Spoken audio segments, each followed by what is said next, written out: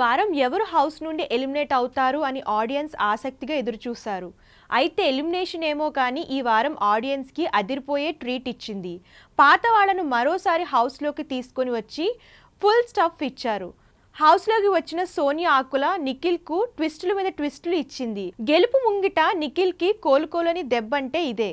ఆడదానితో పెట్టుకుంటే రాజ్యాలే కూలిపోయాయి. ఇక big boss title ఓ లెక్క.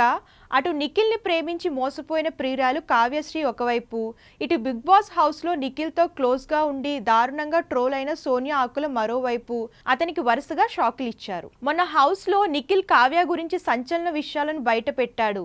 తన లవ్ స్టోరీ విని అందరూ కన్నీళ్లు పెట్టుకున్నారు. ఇక బయట కూడా కావ్య వరుస పోస్టులు పెడుతూ షాక్ ఇస్తుంది. ఆమె పెట్టిన ప్రతి పోస్టు నిఖిల్పై కోపంతోనే అని తెలుస్తుంది. సోనియా ఆకులు కూడా ఇదే విషయానికి రిలేటెడ్గా ఉంది. ఇద్దరు కూడా నిఖిల్ని నమ్మి మోసం చేయడం గురించి, అతను అసలు భాగోతం గురించి, ప్రేమ పేరుతో చేసిన మోసం గురించే ఉండడంతో టైం చూసి గట్టిగా కొట్టినట్లే అనిపిస్తుంది. తాజాగా 12వ వారం హౌస్లోకి వచ్చిన సోనియా నిఖిల్ను నామినేట్ చేసింది. ఈ వారం హౌస్లోకి ఎలిమినేట్ అయిన ప్రతి ఒక్కరూ మళ్ళీ హౌస్లోకి రీఎంట్రీ ఇవ్వనున్నారు. ఈ క్రమంలో 12 వారాల నామినేషన్లో సీసా టీమ్ను బిగ్ బాస్ పెట్టినట్లు తెలుస్తుంది. హౌస్ నుండి ఎలిమినేట్ అయిన కంటెస్టెంట్స్ ఒక్కొక్కరుగా హౌస్లోకి అడుగుపెట్టి ఒక్కొక్కరు ఇద్దరిద్దరి తలపై బాటిల్ని పగలగొట్టి నామినేట్ చేయాలి. ఈ నామినేషన్ ప్రక్రియ మొదటిగా శేఖర్ భాషతో ప్రారంభించారు. ఆ తర్వాత సోనియా నిఖిల్ను నామినేట్ చేసింది. తలపై బాటిల్ పగలగొట్టింది.